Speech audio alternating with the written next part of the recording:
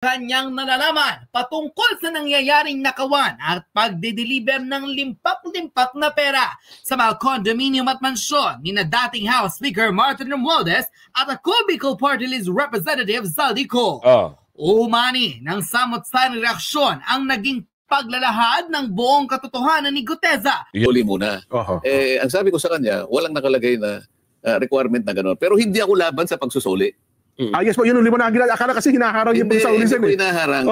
Ang gusto ko lamang, kung ano yung sinasaalang-alang ng batas, kailangan nating tuparin na walang labis, walang kulang. Ay nga kay ako, Bicol Party List Representative Zaldico, para bang hindi raw siya nabigyan ng pagkakataong ipaliwanag ang kanyang sarili bago nga bawiin ng Kamara itong kanyang travel authority. Sa sunod nga ni Congressman po kay House Speaker Bogie Dia na may petsang September 25, nababahala raw itong siko dahil aniya, tila na pressure lang ang Kamara.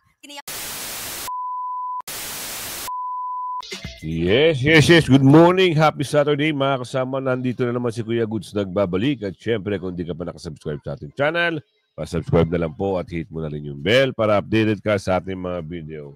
Eto na, hindi matatakot. Itong si Orly Guteza. Pinabilib niya ang mga Pinoy sa tapang at galing. At na kanyang, yung pananalita, habang siya ay nagbibigay ng impormasyon. Parang affidavit niya yun, di ba? Ngayon, sinasabi na peki daw yung affidavit. Naku. Ano namang kwento ito? At mamaya, Senador Marcoleta, ang batas po ang nagpoprotekta. Dapat lang. Huwag niyong baliin ang batas, Mr. Bender. Kilala niyo ba si Mr. Bender? At Mayor Magalong nag-resign na sa ICI. Bakit? Ano ang behind dito? Ano ang meron? Baka hinahawakan siya sa leeg, di natin masabi. Baka nabigyan daan yung Davao, di natin masabi. Alamin natin sa mga susunod na na mga pagkakataon na may balita. Kasi nakakapagtaka, wala pang 2 linggo, nag-resign si Mayor Magalong, dapat kung ayaw mo pala noon, dapat hindi ka na hinayaan nyo na sila. Hindi Parang merong something in the middle of the sea. Hindi pa, wag muna tayo bigyan ng kulay. Baka meron kasing inaatas sa kanya na hindi niya kayang gawin. Yun lang yun, Huwag muna natin bigyan ng isang konklusyon. Kaya nasabi natin, baka merong inutos na ayaw niya o merong pagbibigay daan, alamin natin sa mga susunod. Pero at least nandyan siya, nabulgar yung mga baho ng mga balulong, yung mga kontratistang kongresista o yung mga kontraktor. Nako, ito pa matindi rito, Binanata na sila ni Kated Pailon. Mamaya-maya yan. Para mas maganda, ipasok muna natin ito. Yan ang tunay na sundalo. Hindi takot sa mga politiko at handang mamatay para sa mga Pilipino. Sinaluduhan at hinangaan ng maraming Pilipino online ang dating security consultant ni Representative Zaldico at former Marine member na si Orly Guteza matapos isiwalat ang lahat ng kanyang nalalaman patungkol sa nangyayaring nakawan at pagde-deliver ng limpak-limpak na pera sa mga condominium at mansyon ni na dating House Speaker Martin Romualdez at ako Bicol Party List Representative Zaldico. Umani ng samot-saring reaksyon ang naging paglalahad ng buong katotohanan ni Guteza kung saan sumambulat sa publiko ang kutakot na pera na tila ninanakaw ng mga kongresista mula sa mga proyekto ng DPWH kabilang ang anomalya sa flood control projects. Ayon kay Guteza, siya mismo at ilan pang miyembro ng security group ang nagdadala ng pera hindi lamang sa kondo maging sa nakakalulang mansyon ni Zaldico sa Valle Verde maging ang multibilyones na bahay ni House Speaker Martin Romualdez sa McKinley sa Taguig. Alam raw niya na oras na kumanta ito sa publiko at malaman ng tao kung ano ang totoo at sino ang nagnanakaw sa pera ng mga Pilipino, delikado na ang buhay niya at ng kanyang pamilya. Ngunit ginawa raw niya ang paglalahad ng katotohanan at ang kanyang mga nasaksihan na isiniwalat mismo sa taong bayan para malaman mismo ng mga Pilipino na ang mga politiko ang tunay na kalaban ng mga tao. Yun. Kaya pala hindi mo masisisi itong mga taga-mountain na talagang gusto nila yung parehas na trato o yung magandang, alam mo yun, kung ano yung dapat ibigay, dapat ayusin, ayusin. Oo, kaya pala nakakapagtaka, meron pala silang pinaglalaban. Kasi meron mga, talaga may bahid yung bahid sana, maging malinis, okay na. Problema, ngayon pag bumuboses ka, nakita nyo ba yung video kahapon ni Kuya Jun Losada? Pwedeng mangyari yan dito kay Kuya Saldi. Oo. Isang whistleblower, witness, pwede mabaligtad. Kita mo si Kuya Jun Losada. Dumaban siya, ibig sabihin, nasa panig siya ng gobyerno noon. Kagaya nito, nasa panig siya ng gobyerno noon. Siniwalat niya ako yung kabantutan. Eto, parang ganito. Nasa panig siya ng ng katotohanan Nasa gobyerno naman ang merong problema. So ngayon, pag ito hindi tumahimik, di umano, o kung magkaroon man ng talagang baka ganun din ang mangyari sa kanya. Gusto ng patunay, o kagaya nga si Kiko Barsaga. Si Congressman Kiko Barsaga ay nahahalap ngayon sa kaso. Na tayo Sino nagsabi niya, Kuya Goods? Ipapakita ko sa inyo. Eto na.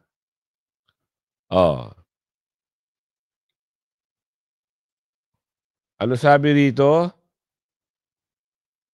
Ano sabi rito? Breaking news, Congressman Kiko Barsaga may face. Posibleng pala.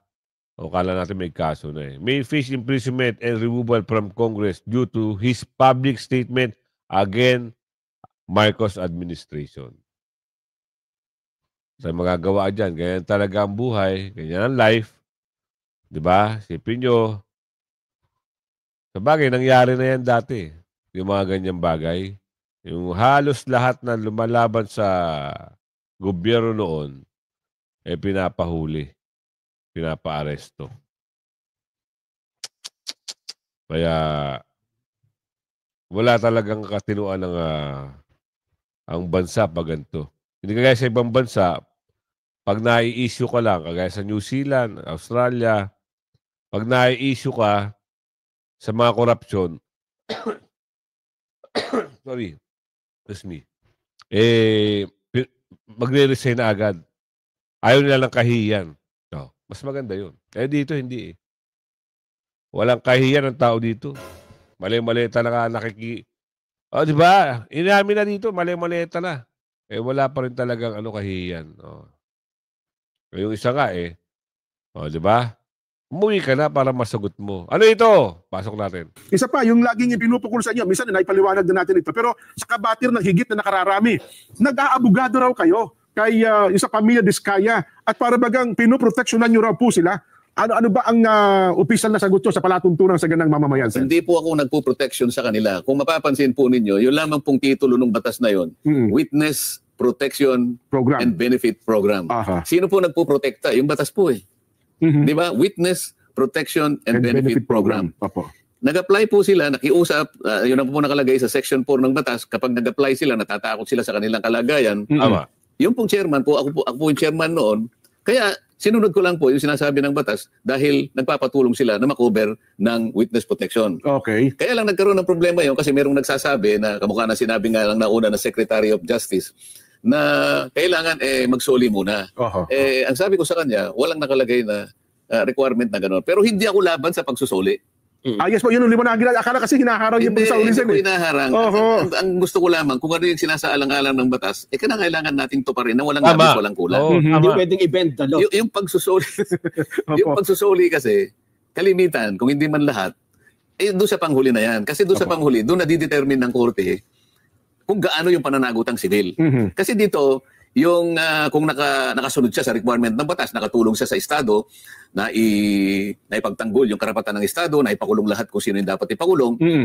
Kaya karaniwan, hindi na siya sinasampahan ng criminal action.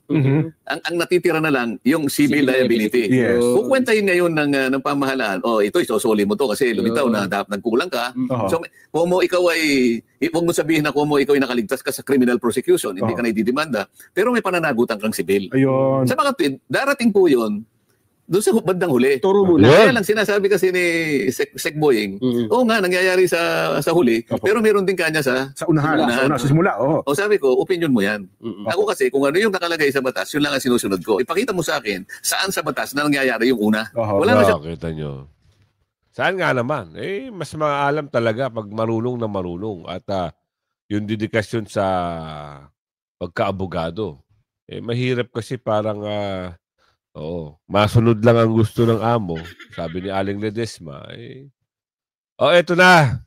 Violation of the rule, Atty. Lambino, sa pagbigay ng OIC Ombudsman ng clearance kay Remulla. Ha? Ano ito? Kung magandang pag-usapan ito, ha? Meron palang ganun. Violation of the rule of law, ha? Atty. Lambino, sa pagbigay ng OIC. Ano ba yung OIC? Officer in Charge, tama ba? Sa pagbigay ng Officer in Charge, Ombudsman ng clearance, ayun lang. Violation daw. Bakit? Hindi natin alam kung tapos na kasi yung kaso. Kasi, di ba nga nababalita na may kaso ang mama, bakit nabigyan ng clearance? Mukhang minamadali, Totoo ba? Kung minamadali nyo at para lang lahat ng mga problema at balakid sa 2028 para si BP Sara ay hindi makatakbo sa 2028, aba. Ang sabi sa tarot, ang sabi sa hula, babae ang susunod na presidente. Kaya wait, there's more. Pasok na rin, Atty. Lambino. Iyon ang violation of the rule of law na tinatawag. Klaro naman Kahit na doon na lamang po sa provision mismo ng ating Article 11, Section 1, public office is a public trust. Nakalagay nga doon all government officials and employees must serve with the highest degree of integrity, responsibility, honesty, and must act good faith, etc., etc. Kung ikaw ay nademanda at meron ng mga kaso na isinampas sa'yo kahit na yan ay naidakit na or hindi pa naidakit, bakit mo naman bibigyan ng clearance? Ano ba ang clearance? Ibig mong sabihin niya na hindi pa naisasampa yung kaso sa ombudsman? O hindi pa naisasampa ng ombudsman yung kaso sa Sandigan Bayan? Pero meron ng reklamo na naisampa. Kung hindi man pa naidakit yan or under investigation pa rin yan, that is still a complaint. It may not yet be considered as an indictment. But it is already a legal case. It's already an actionable case that would warrant na sabihin, meron ka nakapending na kaso dito. Kaso na rin yun. Pero hindi ko alam kung ano yung tayo nga hinaharas-haras na rin tayo. Yun na Nababanggit nga na ito nga investigasyon na ito ng Senate Blue Ribbon Committee ay in aid of legislation at nababanggit nga natin itong usaping batas. Sa tingin niyo po, ano po kaya ang dapat baguhin or dapat meron tayong batas napag-uusapan kanina sa pagdinig na tatanggalin na dapat tanggalin daw itong mga district na mga DPWH offices. Meron din tayong nababasa mula sa mga netizen, dapat tanggalin na sa mga kongresista yung kanilang, alam mo yung nagiging proponent kasi nailalagay doon kahit hindi niya, sinasabi party list siya, pwede siya sa iba't ibang mga lugar, kahit sa iba't ibang mga lugar, pwede siyang maging proponent ng mga proyekto. Pero sa tingin po ninyo, para maagapan, mahirapan yung mga korap, kahit kung hindi man maging zero, mahirapan yung mga korap, na makagawa ng kagaya ng ganitong kalakaran po, ano po ang nakikita nyo pong solusyon? Or meron na bang batas na nagsasabi na dapat wala na sakpang, kasi gumagawa lang ng batas ang mga kongresista, kaya ang tawag sa kanila, mambabatas, congressman, at the same time, itong mga senador. Bakit napupunta sa mga ganong klase ng mga pwede silang maging proponent ng isang mga proyekto? Naghahanap pa sila. Meron pa bang bakante dyan? Meron pa bang pondo dyan? Pwede pa ba akong magkumuha dyan para maging proponent? Attorney? Iyan ang sinasabi ko, Edmar, na talagang mahina yung ating political structure and system of government. Depektibo talaga ito. Kaya kung nga Sinasabi ko na noon pa napalitan natin ang saligang batas at gumawa tayo ng istruktura ng gobyerno na talagang may high accountability and high integrity and responsibility and promote honesty in governance. Yung tinatawag natin laging good governance. At dahil itong umiiro ng sistema natin, ay pwede talagang abusuhin, lalong-lalo na ng mga mambabatas yung congressmen at saka mga senador. Kasi hindi natin sila basta-basta mapapalitan eh. Kung umabuso sila sa kapangyarihan, meron silang 3 taon o hanggang 6 na taon. Hindi mo madidissolve itong Kongreso ng Pilipinas at pwede nilang abusuhin ang kanilang kapangyarihan. Na siyang nangyayari ngayon, na siyang ginagawa.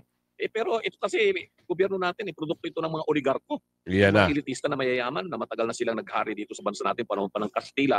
Ganito yun ang sistema ng gobyerno natin. At pinapalit-palitan na lamang yung mga tao na nakaupo dyan o mauupo dyan. Doon dati, ang mga nakaupo dyan, mga Kastila talagang nagpahirap sa atin, tapos mga Amerikano, tapos naging mga Pilipino, pero ang impluensya pa rin ng mga Kastila at mga Amerikano na natutunan natin ng mahigit 400 taon, yun pa rin ang pinapanaig natin dito. At ito ang masakit, kawawa ang taong bayan, kawawa ang Pilipinas dahil hindi natin mapanagot ng totoo itong mga opisyal ng gobyerno. Yun ang mahirap.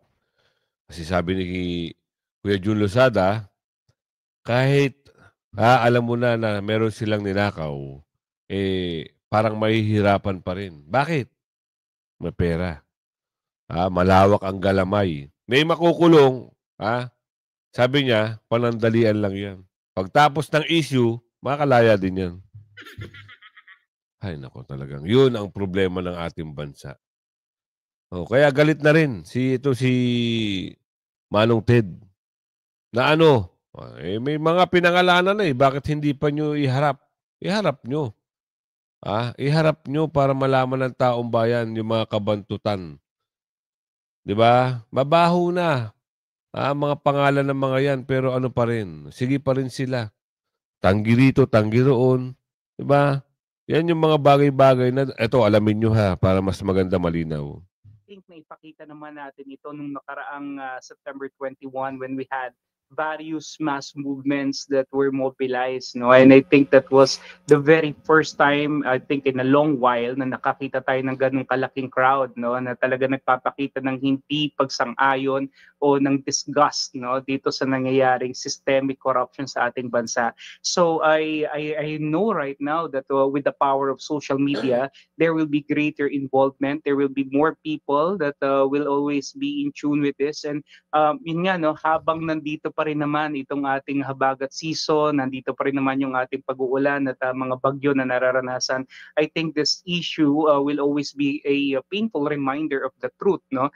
Na talagang meron mga pera na ninakaw at may mga proyekto na hindi na nagawa, hindi natupad, kaya tayo nagsasuffer right now. And this will be a cyclical thing, no? Maaring kapag nawala na yung ating mga bagyo ngayon, eventually babalik din naman tayo dun sa ganun na panahon, and mauungkat ito, no? So I think it's really imperative at this point in time that the president really makes this, no, a very important matter na talagang matuldukan, masolusyonan, and yung solusyon, no, na talagang hinihingi natin dito is yung full accountability ng lahat ng tao na involved dito. And when I say full accountability, they have to suffer the strictest penalties that is supposed to be imposed sa mga gantong uri ng kaso, at syempre maibalik yung mga pera na ninakaw. Mukhang matagal pa po yan. Pero sa akin, Professor, isa lang, sa dami po ng mga pangalan na nabanggit kahapon, doon sa nangyaring hearing, meron po ba kayo napansin na red flag kung sakali man? Kung meron man po? Well, para sa akin naman kasi, since these are sworn affidavits, no, except for the fact na yung kay Orly, binabanggit nung abogado yata ng law firm that hindi yata niya pirma yung notary, no? So hindi raw niya, kumaga pinapabulaanan niya na ito ay kanyang pinirmahan. Pero the mere fact that it was already said, no, it was already mentioned, and it was a testimony that was said in public, I think it already holds weight, no? And siguro lang may napansin lang din ako, no, nung banggit na yung issue about Malacanang, yung sa Aguado, no, biglang may pagkabig na nangyari, no? Parang hindi masyadong na-amplify yung area na yon, ano, na kung saan doon na sana pupunta yung testimonya. Okay. Sige po. So, Professor, kasama niyo po kami na nagmamasid at manonood pa rin po. Kung sakasakali man na agad silang magbibigay po ng schedule ng panibagong hearing, perhaps to clarify yung complexity, kung meron man, nalilikhain noong pagsasabi ng abogado na hindi ako ang nagnotaryo dyan. Salamat na marami po sa inyo pong panahon, Professor, at mabuhay po. Maraming pong salamat. Mabuhay po at magandang umaga. Thank you. Kaya pong ating kaibigan na isa pong political analyst and faculty po ng UST Political Science and Graduate School, si Dr. Froilan Calilong. Sa oras na 8:21 in the morning, mamaya po. Diba, narinig nyo naman. Mahirap din yung mga bagay-bagay na itinatanggi. Yung pirma daw, hindi niya raw pirma. Anong mangyayari niyan? Anong kalalabasan niya? Sige nga. Pinagsisinungalingan na. Gano'n na yun. Pag yun napatunayan na ikaw ang pumirma, tinatanggi mo, pwede ka raw madisbar. Bakit ba nag-resign si Mayor Magalong? Ano ba ang usapin dito?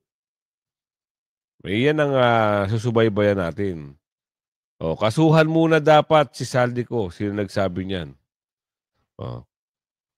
Alam nyo, ayaw nila pauwiin Diba? Ilan days na lang? 2 days na lang ata, Darating kaya? Sa tansya nyo, darating kaya? Si mamang ko? Mamang ko no?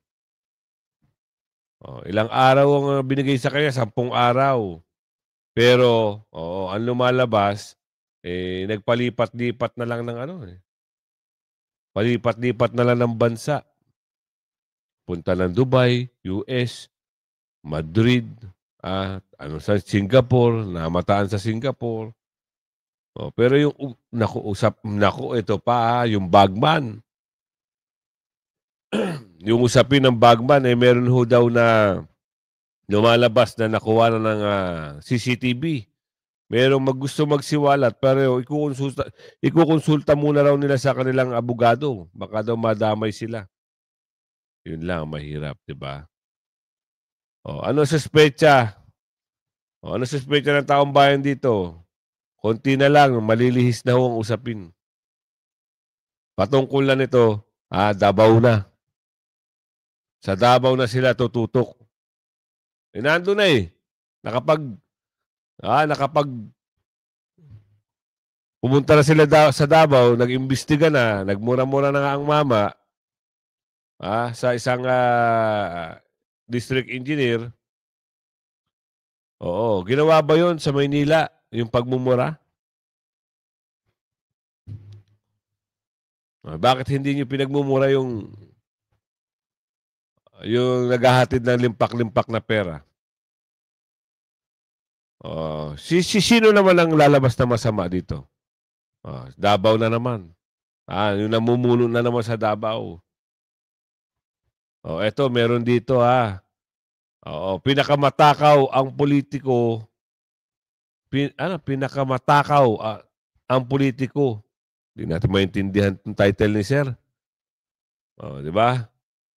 Sipin nyo, sinong pangulo ang naging magaling nung panahon?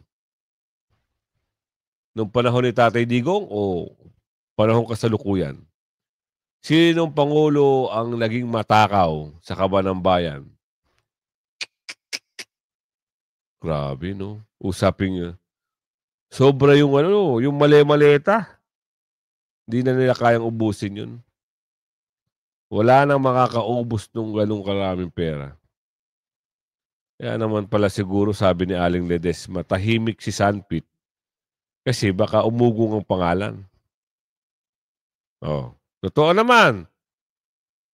Ito maganda makibalita tayo sa dahig. Impormasyon. Ang importansya ng agwado sa bilyong peso. Ano daw yun? Sa dahig ba talaga to? Baka mamaya hindi ito sa dahig. Kaya wag na lang. Ito yung dalawa. Si Sondra at si Atty. Gwen. Pasok. Pinatulan ni dating COMELEC Commissioner Rowena Guanzon ang banat sa kanya ni Presidential son at House Majority Leader Sandro Marcos. Nitong nakarang araw kasi matapang na sinabi ni Guanzon na wala na raw boboto sa mga Marcos sa susunod na eleksyon. Totoo naman. At nawawa si Sandro dahil binahiran na umano ni Lady First District Representative Martin Romualdez ang kanilang dinastiya at hindi na sila iboboto ng mga tao. Sagot na post ng Batang Marcos, masyado pa raw siya bata para tumakbo ng presidente, senador o vice-presidente sa 2028. Hirit pa niya, muling i-review ni Guanzon ang Constitution bago magsalita. Buwelta naman ng abogada, masyado raw ambisyoso si Sandro dahil hindi lang naman siya ang Marcos sa politika. Ibinida rin ni Guanzon ang kaniyang credentials bilang professor sa UP College of Law at pagiging top 10 bilang law student. Sabay hamon na magdebate na lang sila. So, hindi lalaban ng bata. Oo, kasi may hirapan. Hindi kakayanin ng utak. Kasi utak ang labanan dito eh. Hindi naman to abogado yung bata. Si Atty. Guanzon laging nasa top. Di ba? AFP, tinanggi raw na dismayo. Credit sa inyo. Sinabi nyo pa na ano sabi nila? Parang loyal sila sa Constitution. Di kayo na. Wala namang mga kumukontra sa inyo eh. Di ba? Alam namin na hindi kakaisa ng taong bayan, sabi ni Aling Marie. Halata naman kayo eh. Halata. Sobra kayong wag kang masyadong halata. Madami ngayong mga problema, hindi lang flood control. Pauwi na si Saldico? Talaga ba? Tingnan nga natin. Pauwi na raw si Saldico. Saan ang diretso nito? Saan di diretso?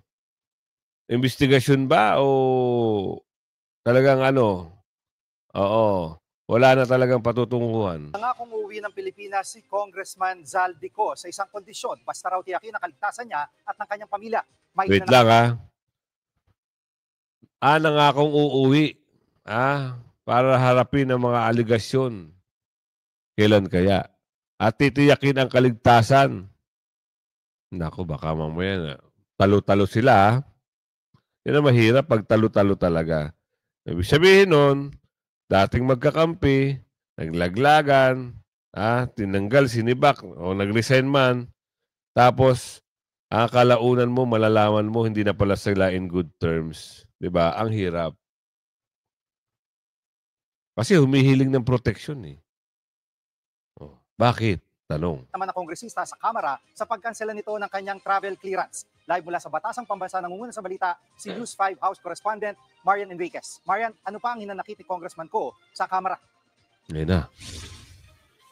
Ano kaya to? Jiggy, ay nga kay Ako Bicol Party List Representative Zaldico, para bang hindi raw siya nabigyan ng pagkakataong ipaliwanag ang kanyang sarili bago nga bawiin ng Kamara itong kanyang travel authority. Nako, yan Sa sulat nga ni Congressman Po kay House Speaker Boji Dia na may petsang September 25, nababahala raw itong si Ko dahil aniya, tila na pressure lang ang Kamara. Tiniyak nga ni Ko na intensyon niyang bumalik ng bansa para pabulaanan itong mga aligasyon o mga akusasyon laban sa kanya. Gayunman, nangangamba raw siya sa madarat na niya lalo't tila nahusgahan na raw siya. Giit pa nga ni Ko, wala siyang nakuha kickback sa mga proyekto ng DPWH. Marinding tinanggi ni Ko ang tila nga pinalalabas na siya lamang ang nagpasok ng umano'y budget insertions sa 2025 General Appropriations Act at paliwanag nga ni Ko dumaan sa tamang proseso ng bicameral report at yung 2025 budget na pareho pong inaprubahan ng dalawang kapulungan sa plenaryo. Umaasa nga raw itong si Ko na mabibigyan siya ng due process at matitiyak yung kaligtasan niya at ng kanyang pamilya. September 18 nga, nang bawiin ng Kamara yung travel authority ni Ko na sinasabi ngang nagpapagamot daw sa Amerika. Binigyan siya ng 10 araw para umuwi o hanggang Lunes, September 29. May nakabinbinding ethics complaint laban sa kanya. Jiggy. At Marian, ano naman ang sagot ng Kamara sa sulat ni Congressman Ko? Jiggy, sabi nga ni House Speaker Boji D kay Congressman Ko, titiyakin ng Kamara yung seguridad niya at ng kanyang pamilya. Hindi raw dapat tignan ng Congressman Ko na panghuhusga sa kanya itong pagbawi nga ng kanyang travel authority, kundi pagbibigay daw ito ng pagkakataon para sagutin niya yung mga aligasyon. Binigyan din ni Speaker D yung pagbibigay nga ng ultimatum kay Congressman Ko hanggang Lunes, September 29. At kapag hindi pa rin daw siya umuwi, mapipilitan na ang Kamara na gumawa ng legal na hakbang at disciplinary action laban sa kanya. Nako, talaga bang nakumpirma na ng DOJ na nasa Europe na at hindi Amerika si Congressman Ko ngayon? Jiggy, ay nga kay Justice Secretary Boying Remulla, nasa Spain o France na ngayon. Ito si Congressman Ko, hihilingin daw ng DOJ sa Interpol na i-monitor itong kilos ni Ko. Narito ang pahayag ni Secretary Remulla. As a European, Spain or France, a lot of text messages are coming in that he's in France. Ayun na. Ihilingin na ho sa Interpol.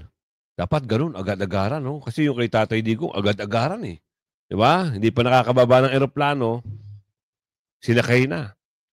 Ngayon, ang tanong doon, nasa na kaya yung mama na, yung aktibo dati? Yung masigasig. Yung sisipa ng isang dating Pangulo. Nasa na kaya yun? Kasi wala nang appearance eh. Parang yung assignment niya, hindi na sa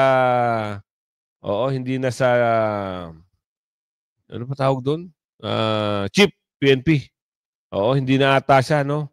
Pero 4-star siya. Parang nakakalito, no? 4-star ka, pero hindi ka Chief PNP.